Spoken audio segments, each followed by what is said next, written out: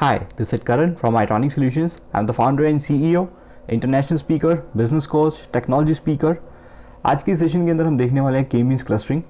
के means clustering क्या होती है, क्यों उसको यूज़ किया जाता है, उसकी क्या प्रैक्टिकल एग्जांपल्स हैं मशीन लर्निंग के अंदर, ये सारी चीज़ें हम आज की वीडियो में देखने वाले हैं।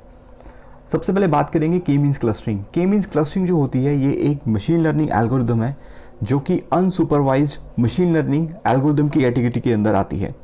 सो बेसिकली अगर मैं मशीन लर्निंग की बात करूँगा यहाँ पे, अगर मैं मशीन लर्निंग को कंसीडर करूँ तो इसकी दो कैटेगरीज होती हैं। One is supervise machine learning and second is unsupervise machine learning. अगर हम सुपरवाइज मशीन लर्निंग की बात करेंगे, इसमें हमें ये पता होता है कि हमें इसमें फ़ीचर्स और लेबल्स दोनों प्रोवाइड किए जाते हैं। जब भी हम किसी मॉडल को ट्रेन करते हैं उसमें फ़ीचर्स और लेबल्स दोनों हमें देने होते हैं। लेकिन यहाँ पे हम बात करेंगे के मीन्स क्लस्टरिंग की, जो कि एक अनसुपरवाइज मशीन लर्निंग एल्गोरिदम है। अनसुपरवाइज मशीन लर्निंग के अंदर जस्ट हमारे पास फीचर्स अवेलेबल होते हैं, लेबल हमें खुद प्रिडिक्ट करने हैं। तो आप इसको फीचर्स और लेबल्स भी बोल सकते हो, इनपुट एंड आउटपुट भी बोल सकते हो। फीचर्स जो है वो आपकी इनपुट है और जो आपको प्रेडिक्ट करना है वो आपकी आउटपुट है, उसको लेबल बोलते हैं। या हम इसको इंडिपेंडेंट वेरिएबल और डिपेंडेंट वेरिएबल भी बोल सकते हैं। If I talk about the supervise machine learning, उसके अंदर हमारे पास दो चीज़ें होती थी, रिग्रेशन एंड क्लासिफिकेशन। रिग्रेशन जिसके अंदर हमें एक रियल वैल्यू प्रेडिक्ट करनी पड़ती थी, क्लासिफिकेशन जिसके अंदर हम किसी क्लास का लेवल प्रेडिक्ट करते थे। सो इसकी ऑलरेडी लास्ट की सीरीज़ में मैं बता चुका हूँ। अनसुपरवाइज मशीन लर्निंग के अंदर हम यहाँ पे जो देखने वाले हैं वो देखने वाले हैं क्लस्टरिंग, जिसके अंदर हम किसी कस्टमर के बिहेवियर को एनालाइज करेंगे कि लेट्स से मैं ऑनलाइन शॉपिंग जो है वो साइट रन करता हूँ, उसमें बहुत सारे विजिटर मेरे पास आते हैं। उसमें से मेरे को ये देखना है कि मेरे पास ऐसे कौन से लोग हैं जिनको मैं टारगेट कर सकूं या जिनको मैं कुछ ऑफर सेंड कर सकूं ताकि जो मेरी सेल है वो और ज़्यादा इंक्रीज़ हो सके। या मैं ये देखना चाहता हूँ कि किस पर्टिकुलर रीजन में, किस पर्टिकुलर स्टेट में ये वाले जो लोग हैं ये सबसे ज़्यादा मेरे लिए टारगेटेड हो सकते हैं, जो मेरे रेवेन्यू को सबसे ज़्यादा इंक्रीज़ करते हैं। Data is all about the revenue, right. जो भी हमारे पास डेटा है वो हमारे लिए एक रेवेन्यू है। तो हमें अपनी जो सेल है उसको इंक्रीज़ करना है। या अगर मैं क्लस्टरिंग की बात करूं, फॉर एग्जांपल कि मेरे पास एक लेट से फ्रूट्स की बास्केट है जिसमें बहुत सारे फ्रूट्स हैं, कुछ फ्रूट्स इस तरह के हैं, कुछ फ्रूट्स थोड़े बड़े हैं, राइट। तो अगर मैं बोलूं कि एक बास्केट में से आपको फ्रूट्स को अलग करना है तो आप क्या कर सकते हैं, depending upon the shape, depending upon the size, depending upon the colour, तो आप इन तीनों के अकॉर्डिंग आप फ्रूट्स को अलग कर सकते हैं कि ये एप्पल है, ये कीवी है, ये मैंगो है, राइट।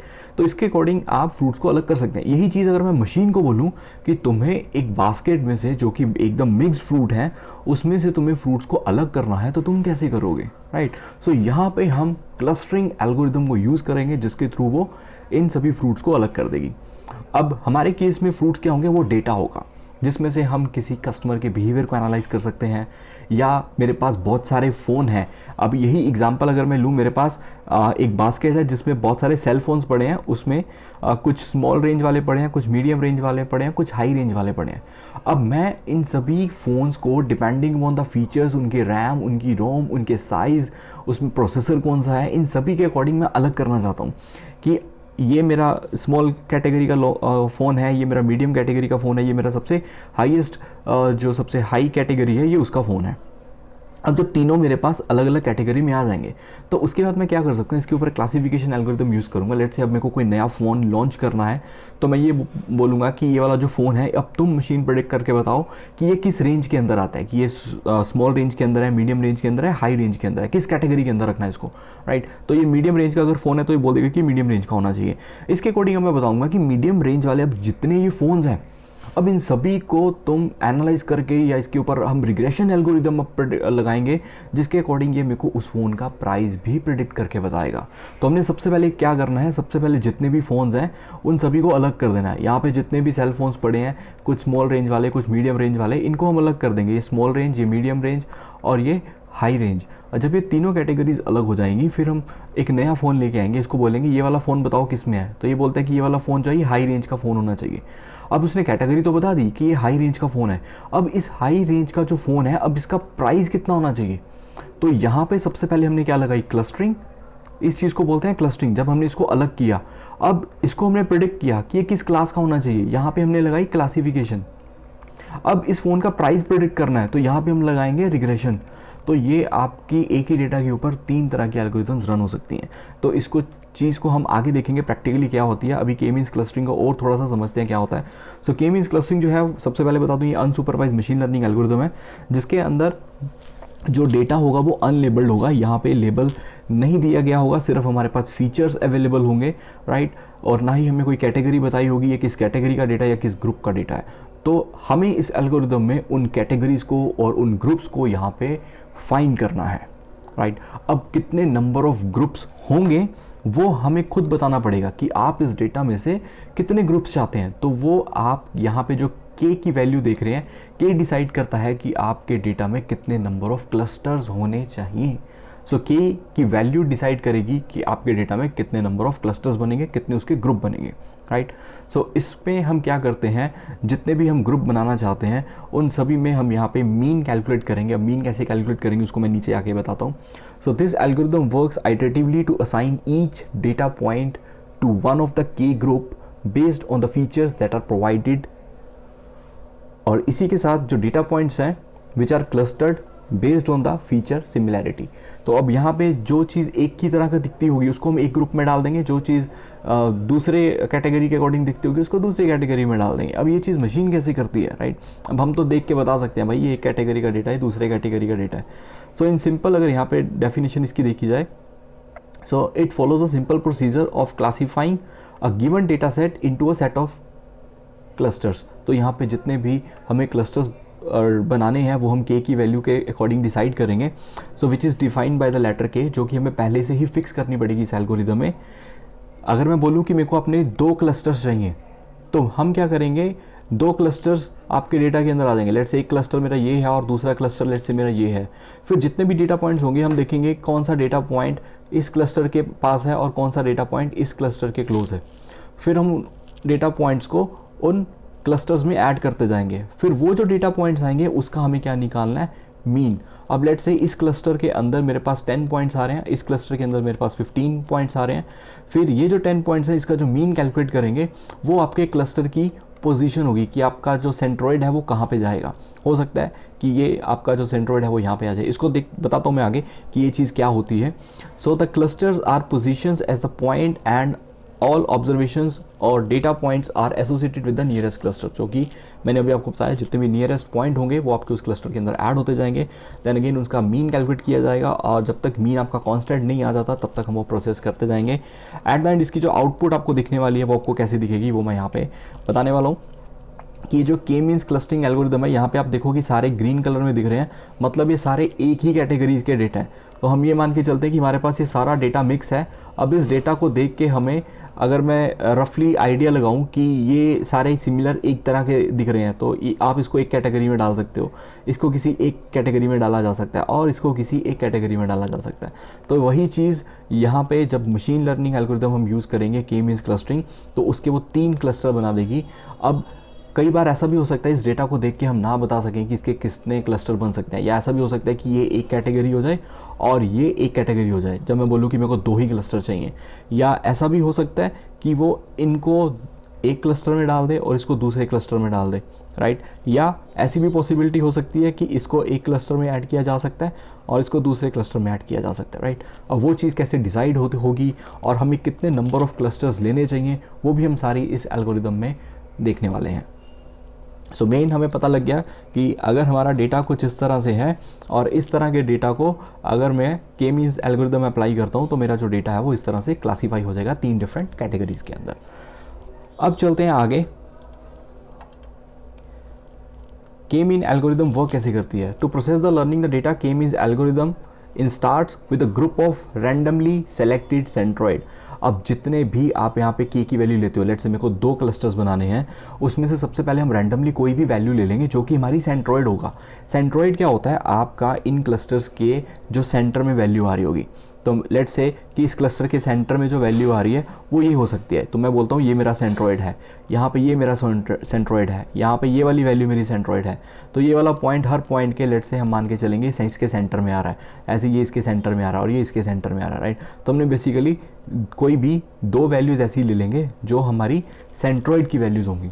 फिर हम देखेंगे उस सेंट्रोइड की वैल्यू के पास कौन सी वैल्यू सबसे नियरेस्ट वैल्यू में आ रही है, so which are used as a beginning point for every cluster and then perform iteratively और repeatedly calculation to optimise the position of the centroid. तो हम उसकी पोजीशन जो सेंट्रोइड की है उसको ऑप्टिमाइज करेंगे। अगर इसके बिजनेस केसेस देखा जाए तो इसमें हम कस्टमर के वो देख सकते हैं परचेज हिस्ट्री कि वो किस तरह के प्रोडक्ट्स को बाय करना चाहता है, राइट, उसकी क्या सेगमेंट है वो हम देख सकते हैं कि लोग किस तरह के प्रोडक्ट को बाय करना चाहते हैं। ऐसे कौन से लोग हैं जो सबसे ज़्यादा ये वाला प्रोडक्ट बाय करते हैं, ऐसे ये कौन से लोग होते हैं कि ये लेट से एक पर्टिकुलर चीज़ के ही शॉपिंग करते हैं और ये वाले लेट से कोई डिफरेंट प्रोडक्ट को परचेज़ करने में इंटरेस्ट रखते हैं, राइट। अब अगर मैं बात करूँ कि लेट से मेरे को इलेक्ट्रॉनिक गैजेट्स का शौक है तो मैं सिर्फ वही प्रोडक्ट देखना चाहता हूँ। तो ऐसे ही कोई और होगा जिसको क्लॉथिंग का बहुत शौक होगा और कोई ऐसा होगा जिसको एसेसरीज़ का बहुत शौक होगा। तो ऐसे ही हम कस्टमर की परचेज हिस्ट्री के अकॉर्डिंग उनको अलग अलग कैटेगरी में सेगमेंट कर सकते हैं। उसके बाद हमको उन्हीं ही चीज़ों को बार बार दिखा सकते हैं जिसको हम रिकमेंडेशन इंजन भी बोलते हैं। वो हम आगे की देखेंगे कैसे प्रोडक्ट को रिकमेंड किया जाता है। Same way segment by activities on the applications website and जो भी हम प्लेटफॉर्म यूज़ करें उसके बेस पे और जो भी उनका पर्सनल इंटरेस्ट है उसके बेस में हम उनको जो है वो क्लासीफाई कर सकते हैं और उसको अलग अलग कैटेगरीज में डिवाइड कर सकते हैं। तो उनकी हम क्लस्टरिंग कर सकते हैं। We can also create a profile based on activity monitoring. उसके बाद यहाँ से हम group inventory by sales activity and also we can do the group inventory by manufacturing matrix. तो बहुत सारी चीज़ें ऐसी हो सकती हैं। उसके बाद अगर मेरे को कोई डिटेक्ट करना हो सेंसर, मोशन सेंसर या कुछ एक्टिविटी डिटेक्ट करनी हो वो हम कर सकते हैं।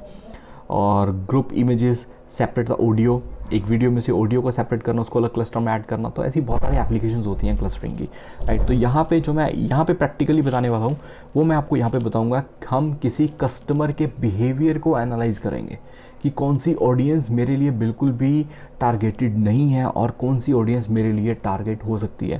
तो इसका पूरे का पूरा प्रैक्टिकल मैं नेक्स्ट की वीडियो में बताऊंगा। अभी हम जस्ट इसकी थ्योरी को मेनली ध्यान में रखते हुए देखेंगे कि कैसे आपकी के मींस क्लस्टरिंग एल्गोरिथम एक्चुअल में वर्क करती है। अब ये वर्क कैसे करती है, सबसे पहले you have to choose the number of K clusters. तो जितने भी आपके के क्लस्टर्स हैं वो आपको यहाँ पे चूज़ कर लेने हैं। उसके बाद सिलेक्ट एट रैंडम के पॉइंट्स द सेंट्रोइड, राइट। अब आपको सबसे पहले कितने क्लस्टर चाहिए, लेट्स से मेरे को 2 क्लस्टर चाहिए। अब उसके बाद आपके 2 सेंट्रोइड आएंगे। वो सेंट्रोइड की वैल्यू कोई भी हो सकता है। लेट्स से एक सेंट्रोइड की वैल्यू 2 ले ली, एक सेंट्रोइड की वैल्यू मैंने 10 ले ली। तो ये मेरे डेटा में 2 सेंट्रोइड हैं, एक ये है और एक ये है। ज़रूरी नहीं है कि वो आपके डेटा सेट के बीच में ही होना चाहिए, आप कोई भी वैल्यू ले सकते हैं।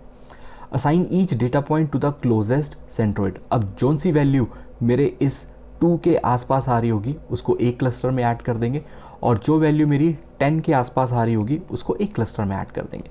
फिर क्या करेंगे, लेट्स से इसमें 5 वैल्यूज़ हैं, इन 5 वैल्यूज़ का मीन कैलकुलेट किया जाएगा।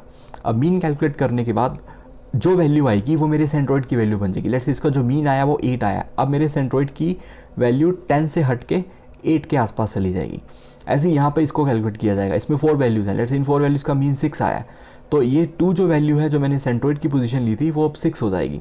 फिर हम देखेंगे इस 6 के आसपास कौन सी वैल्यूज़ आ रही हैं और इस 8 के आसपास कौन सी वैल्यूज़ आ रही हैं। ऐसे ही हम फिर से मीन कैलकुलेट करते जाएंगे, सेंट्रोइड की पोजीशन फिक्स करते जाएंगे अनटिल और अनलेस हमें सेंट्रोइड की पोजीशन फिक्स नहीं मिल जाती। Again compute and place a new centroid of each cluster and reassign each data point to the new closest centroid. If any reassignment took place go to the step 4 and अगर हमें फिर से centroid की position constant मिल जाती है then your model is final. अब वो रेडी हो चुका है। अब यहाँ पे मैं सबसे पहले बात करूँगा इन केस अगर आपके कॉलेज में मशीन लर्निंग पढ़ाई जा रही है और उसमें आपसे लेट्स से थ्योरी में अगर कोई क्वेश्चन पूछा जाता है कि आपके पास कुछ डेटा पॉइंट है उसको आपको क्लस्टरिंग एल्गोरिथम यूज़ करके अलग अलग करना है तो आप कैसे करेंगे। अब यहाँ पे मैं पूरे का पूरा स्टेप जो है वो लिख चुका हूँ। यहाँ पे आप देखिए कि मेरे पास एक डेटा पॉइंट है जिसमें कुछ वैल्यूज़ हैं 2, 3, 4, 10, 11, 12, 20, 25 और 30। अब मैं चाहता हूँ कि मेरे को इसके 2 क्लस्टर्स बनाने हैं। तो मैंने के की वैल्यू कितनी ले ली 2। अब मेरे यहाँ पे कुछ पॉइंट्स हैं 2, 3, 4, 10, 11, 12, 20, 25 एंड 30। अब इनको मेरे को 2 क्लस्टर में ऐड करना है, राइट। अब मैं यहाँ पे रैंडमली 2 वैल्यूज़ ले रहा हूँ क्लस्टर की। सबसे पहले एक क्लस्टर की वैल्यू ले रहा हूँ मैं 4 और सेकेंड क्लस्टर की वैल्यू जो मैं ले रहा हूँ वो मैं ले रहा हूँ लेट्स से 12। तो कोई भी मैंने रैंडमली अपनी मर्जी से ले ली। अब मैं देखूंगा ये जो मैंने 4 और 12 वैल्यू ली है और 4 के आसपास कौन से पॉइंट पर आपस में जो क्लोजेस्ट हैं। अब 2 4 के पास पड़ रहा है या 12 के पास पड़ रहा है, अब ये 2 जो है ये 4 के आसपास पड़ रहा है। सो 4 - 2 करूँगा, डिस्टेंस कितना आएगा, 2 आएगा, तो 2 को मैं यहाँ पे ऐड कर दूंगा। उसके बाद 3 4 के पास है या 3 12 के पास है, ऑब्वियसली 3 जो है वो 4 के पास है, सेम 4 भी मेरा 4 के पास ही है। अब 10 मेरा 4 के पास है, 12 के पास है, 10 - 4 करूँगा, डिस्टेंस 6 आता है यहाँ पे। और अगर इधर मैं 10 - 12 करता हूँ, यहाँ पे डिस्टेंस 2 आता है, राइट। तो यहाँ पे मतलब 10 जो है वो इसके पास आएगा, तो नेक्स्ट 10 11 12 25 और 30 और यहाँ पे 20। तो ये सारी वैल्यूज़ मेरी इस क्लस्टर में आ जाएंगी और ये सारी वैल्यू मेरी इस क्लस्टर में आ जाएंगी। अब ये हो गया मेरा स्टेप 1। तो स्टेप 1 हमने यही किया, M1 में 4, M2 में 12, जो वैल्यूज़ आपकी 4 के आसपास है उसको एक क्लस्टर में, उसको K1 कर दिया, और जो सेकंड वैल्यूज़ हैं उसको दूसरे क्लस्टर में ऐड कर दिया। अब इसका मीन अगर हम कैलकुलेट करें 2 + 3 + 4 इन तीनों वैल्यूज़ का, सो 4 और 3 7 और 2 9, 9 divided by 3 which is equals to 3। अब इसका जो मीन आ रहा है वो 3 आ रहा है, दैट मीन्स ये जो 3 है अब ये मेरी सेंट्रोइड की पोजीशन बन जाएगी, मतलब M1 की वैल्यू मेरी कितनी बन जाएगी, 3 बन जाएगी। और यहाँ पे जब इन सभी का मीन कैलकुलेट किया जाएगा तो वहाँ पे मेरे को M2 की वैल्यू कितनी मिल जाएगी, 18। अब मेरे को क्या करना है नेक्स्ट स्टेप में, अब मेरा जो नेक्स्ट सेंट्रोइड की पोजीशन है वो है 3 और सेकंड जो पोजीशन है वो है मेरी 18। तो हमने इसका मीन कैलकुलेट किया, यही है आपकी K2 वैल्यूज़ और यहाँ पे मीन, राइट। तो K मीन्स क्लस्टरिंग, इसीलिए इसको बोलते हैं। तो हम अपने सेंट्रोइड की जो पोजीशन होती है उसमें जितने डेटा पॉइंट्स आते हैं उसका मीन निकालते हैं, वो जो मीन निकलता है वो आपकी सेंट्रोइड की पोजीशन बताता है। अब फिर से हम देखेंगे ये 2 3 के पास है या 18 के पास है। अब 2 मेरा 3 के पास है, 3 भी मेरा 3 के पास है, 4 भी मेरा 3 के पास है, और उसके बाद अब 10, अब 10 मेरा 3 के पास है या 18 के पास है। 10 - 3 करेंगे, डिस्टेंस कितना आ रहा है, 7, और 18 - 10 करेंगे, डिस्टेंस कितना आ रहा है, 8। तो 7 डिस्टेंस कम है एज़ कम्पेयर टू 8। तो ये वाला जो पॉइंट है, अगर मैं इस पॉइंट की बात करूं 10, तो ये मेरा क्लस्टर M1 में आ जाएगा। अब 12 की बात करेंगे, 12 - 3 करेंगे तो डिस्टेंस कितना आ रहा है, और 18 - 12 करेंगे तो डिस्टेंस कम आ रहा है, राइट। तो यहाँ पे नेक्स्ट पॉइंट में क्या करेंगे, जितने अलग से पॉइंट है 11 12 20 25 और 30, ये मेरे इस क्लस्टर में ऐड हो जाएंगे। अब फिर से अब इनका मीन लिया जाएगा, 2 + 3 + 4 + 10 डिवाइडेड बाई 4। अब इसमें जो मीन आ रहा है वो मेरा आ रहा है 4.75, और इसमें जो मीन आ रहा है वो आ रहा है 19.6। तो रफली इसको 5 ले लेते हैं और इसको लेट से 20 के आसपास ले लेते हैं। अब हमें ये देखना है कि कौन सी वैल्यू 5 जो है, इसमें से कौन सी वैल्यू 5 के पास है और इसमें से कौन सी वैल्यूज़ जो है वो 20 के पास हैं। तो अगर हम नेक्स्ट स्टेप के ऊपर चलें,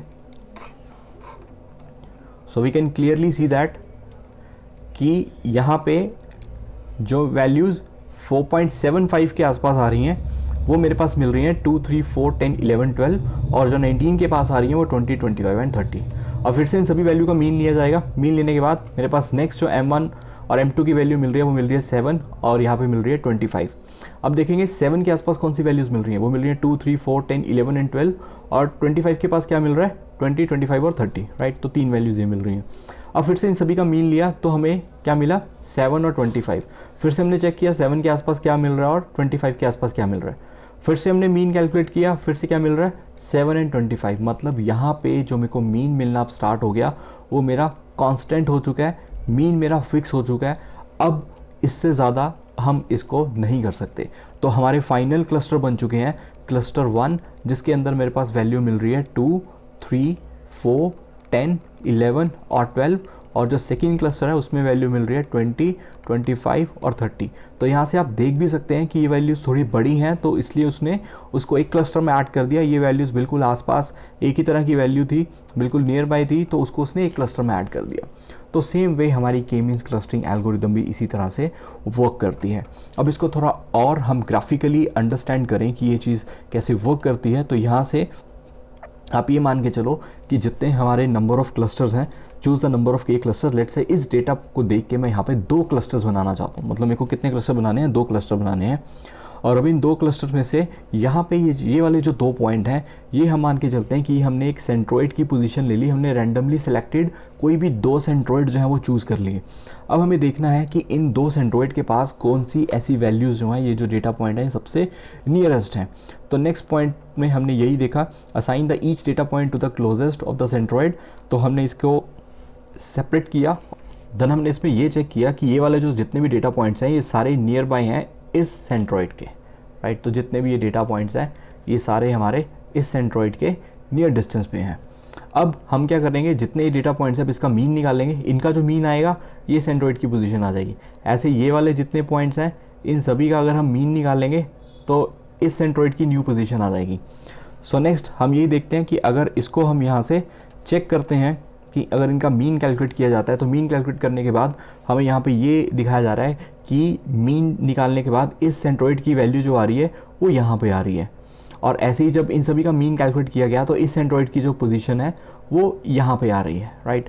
अब सेम फिर से कैलकुलेट करेंगे कौन से डेटा पॉइंट किसके पास बिल्कुल नियर डिस्टेंस पे हैं।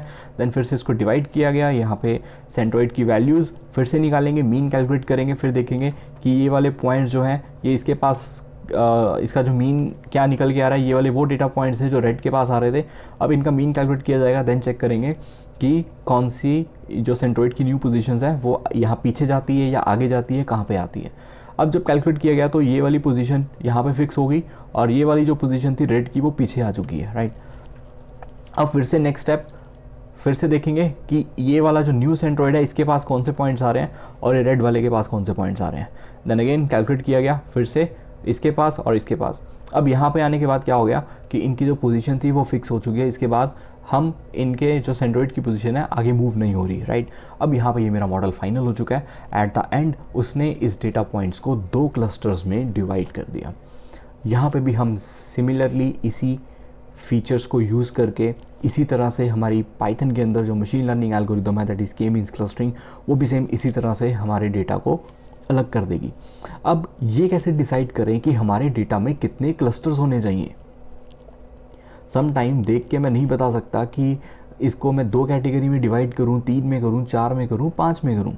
तो उसके लिए भी हमारे पास बहुत सारे मेथड्स होते हैं जहाँ पे मशीन आपको खुद बताती है कि आपके मॉडल में इतने नंबर ऑफ क्लस्टर्स होने चाहिए। How to choose the value of K, right? So to find the number of clusters in the data, the user need to run the k-means clustering algorithm for a range of a k values and compare the result. तो इसमें हम क्या करेंगे कि हम सबसे पहले क्या करेंगे, इसमें k की वैल्यू 1 लेंगे। तो हम देखेंगे कि जब मेरे पास एक ही क्लस्टर है, मतलब ये जितने डेटा पॉइंट्स हैं ये सभी मेरे एक ही क्लस्टर के अंदर होंगे, राइट। जब एक ही क्लस्टर होगा तो इसमें ये मान के चलेंगे ये वाला मेरा सेंट्रोइड है। अब देखेंगे हर पॉइंट का सेंट्रोइड से डिस्टेंस कितना है, तो इसको हम क्या बोलते हैं, within cluster sum of square error. तो हम देखेंगे हर पॉइंट का क्लस्टर से जो डिस्टेंस है वो कितना है, तो within cluster sum of square error हम कैलकुलेट करेंगे फॉर k इक्वल टू 1। ऐसे ही जब हम इसको 2 क्लस्टर में डिवाइड कर देंगे, जब k की वैल्यू 2 हो जाएगी, फिर अगर कुछ पॉइंट इधर थे और कुछ पॉइंट इधर थे, अब यहाँ पे एक सेंट्रोइड इधर आ जाएगा और एक सेंट्रोइड इधर आ जाएगा। अब इसमें जो डिस्टेंस है वो कम हो जाएगा, ऐसे इसमें भी डिस्टेंस कम हो जाएगा। फॉर एग्जांपल इसमें एरर आ रहा है लेट्स से 30, इसमें एरर आ रहा है लेट्स से 40। अब इन दोनों को अगर देखा जाए तो लेट्स से 70 जो है हमारा ओवरऑल 2 क्लस्टर्स को ऐड करके बना है। जब एक क्लस्टर के अंदर अगर ये होता तो यहाँ पे तो डिस्टेंस कुछ ज़्यादा हो जाता। तो फॉर एग्जांपल उसमें लेट्स से 90 आ रहा था। जब k की वैल्यू 1 थी तो एरर 90 था, जब k की वैल्यू 2 थी तो एरर हमारा 70 था। ऐसे जब 3 कर देंगे तो एरर और कम हो जाएगा, 4, 5, 6, 7, ऐसे ही हम लेट्स से अप टू 10 तक मैं यहाँ पे ट्राई करके देख सकता हूँ, राइट। सो यहाँ पे जस्ट हमें यही करना है, K means clustering algorithm for a range of k values and compare the result. So in general earlier there is no method for determining the exact value of k, but you can accurate estimate can be obtained using the following technique, right. अगर आपको पता है कि आपके data में 3 ही cluster बन सकते हैं, यहाँ पे 3 ही कैटेगरीज का डेटा है, इस बास्केट में 3 ही तरह के फ्रूट हैं, तो आप मशीन से क्यों पूछते हो भाई तू बता। अगर मशीन ने गलत बता दिया, ये 4 तरह की कैटेगरी बता दी, ये फ्रूट 4 तरह के होने चाहिए, तो है ये एक्चुअल में 3 तरह के, तो हम मशीन से नहीं पूछेंगे, वो हम तब वो इसको पूछेंगे इन केस हमारे पास कुछ श्योरिटी नहीं है, हम जस्ट एक एस्टिमेशन लेना चाहते हैं कि एक्चुअल में हमारे जो डेटा है इसमें कितनी तरह का डेटा हो सकता है, right. So one of the metric that is commonly used to compare the result across the different value of k is the mean distance between the points and their cluster centroid. तो centroid से जो उनका distance है वो calculate किया जाएगा। Since increasing the number of cluster will always reduce the distance to the data point. तो मैं ऑलरेडी बता चुका हूँ, जैसे नंबर ऑफ क्लस्टर बढ़ते जाएंगे डिस्टेंस कम होता जाएगा, एरर कम होता जाएगा। So increasing K will always decrease the metric and to the extreme of reaching to the zero when K is same as the number of data points. अगर मेरे पास 10 point है, अगर मैं 10 क्लस्टर ले लूँ तो उसमें तो डिस्टेंस ही जीरो हो गया, राइट। तो हर पॉइंट को एक एक क्लस्टर मिल गया। So increasing the value of K will decrease the matrix, right. अब ये जो मैट्रिक है इससे हम जस्ट ये निकाल सकते हैं कि हमारी जो के की वैल्यू है कितनी होनी चाहिए।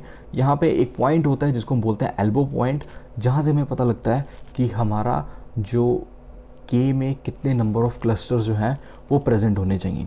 सो इन केस अगर मैं इस ग्राफ को अगर मैं आपको यहाँ पे दिखाऊं तो यहाँ पे आप ये देख सकते हैं कि जब नीचे अगर बात करेंगे नंबर ऑफ क्लस्टर्स हैं और ऊपर अगर हम बात करें this is the average distance जो है within cluster distance to the centroid, right. So ये हमें यहाँ पे देखना है। तो अगर मैं यहाँ पे देखूँ जब के की वैल्यू 1 थी तो एरर कितना था, 40 था। जब के की वैल्यू 2 थी तो एरर लेट से 22 के आसपास है। के की वैल्यू 3 के लिए 10 है। जब वैल्यू 4 हो चुकी है तो ये बिल्कुल 4 के आसपास है। 5 तब भी नियर बाय सेम है। 6 के लिए थोड़ा सा कम हो रहा है, 7 के लिए थोड़ा सा कम हो रहा है। अब वो आपने पॉइंट देखना है जिस पॉइंट से बिल्कुल ही ये ऊपर की तरफ राइज कर रहा है। अब ये जो 4 वो पॉइंट है जहाँ से वैल्यू सडनली आपकी इंक्रीज होनी स्टार्ट हो गई है। 4 से पीछे तो वैल्यू सारी एकदम मान के चलो कि सेम है। तो जिस पॉइंट से आपकी वैल्यूज़ जो हैं वो आपकी राइज करना स्टार्ट कर जाती हैं तो एक तरह से आपकी एल्बो बन चुकी है। ये अगर आप देखेंगे तो ये आपकी एल्बो है एक तरह से, राइट। अब जिस वैल्यू पे आपकी वो एल्बो बन रही है आपके ऑप्टिमम नंबर ऑफ क्लस्टर्स जो हैं वो उतने होंगे। सो यहाँ पे नंबर ऑफ ऑप्टिमम क्लस्टर्स कितने हैं, 4 इन केस ऑफ जस्ट एक एग्जांपल लिया मैंने। अब ये हम अपने जब हम प्रैक्टिकली इस एल्गोरिदम को देखेंगे वहाँ से हम चेक करेंगे कि हमारे एक्चुअल डेटा सेट में कितने पॉइंट बनते हैं, राइट, कितने क्लस्टर्स बन सकते हैं। हो सकता है उसमें 5 भी हों, 6 भी हों, 2 भी हो, 3 भी हो। सो वो हम प्रैक्टिकली नेक्स्ट की वीडियो में देखेंगे, तब हम चेक करेंगे। अब how to choose the right number of clusters for a given data science problem. So let's say if you have only 1 clusters, तो यहाँ पे अगर मैं देखूँ कि अब मेरे पास एक ही क्लस्टर है। अब इस क्लस्टर से अगर मैं ये सारा डिस्टेंस कैलकुलेट करूँ और इन सभी डिस्टेंस को ऐड कर दूँ तो वैल्यू जो है वो बहुत ज़्यादा आएगी, राइट। अब ऐसे ही अगर मैं यहाँ पे 2 क्लस्टर ले लूँ तो इसमें फॉर्मूला यही है, within cluster sum of square error. So जितना भी एरर आता है आप उसको सम करते जाओ। For example if you have 2 clusters then यहाँ पे जो एरर है वो थोड़ा कम आ जाएगा। तो पहले डिस्टेंस का और दूसरे क्लस्टर का जो डिस्टेंस है उनको ऐड किया तो वैल्यू ऑब्वियसली कम आएगी। जब 3 क्लस्टर हो जाएंगे तो वैल्यू और कम आ जाएगी। तो इस डेटा को देख के बनते भी कितने हैं, 3 ही क्लस्टर बनते हैं, right. So cluster 1, cluster 2 and cluster 3 और optimum number of cluster let's say इस पॉइंट से अगर बिल्कुल ऊपर की तरफ राइज कर रहा है दैट मीन्स इतने हमारे ऑप्टिमम नंबर ऑफ क्लस्टर्स हैं। तो यहाँ पे हम within cluster sum of square error वो है जो कैलकुलेट करेंगे और नीचे हमारे पास नंबर ऑफ क्लस्टर्स होंगे।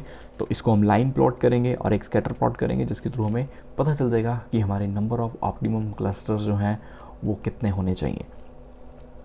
होप आपको क्लियर हो गया होगा कि कैसे आप के मीन्स क्लस्टरिंग को यूज़ कर सकते हैं प्रैक्टिकली। मैं नेक्स्ट की वीडियो में पूरी डिटेल में बताने वाला हूँ। अब इसमें एक चीज़ ये भी हो सकती है, इन केस अगर मेरे पास डेटा कुछ इस तरह से है, अब हो सकता है कि अगर मैं इसको बोलूँ 3 क्लस्टर्स में ऐड करना है तो एक क्लस्टर ये हो गया, एक क्लस्टर ये हो गया और एक क्लस्टर ये हो गया।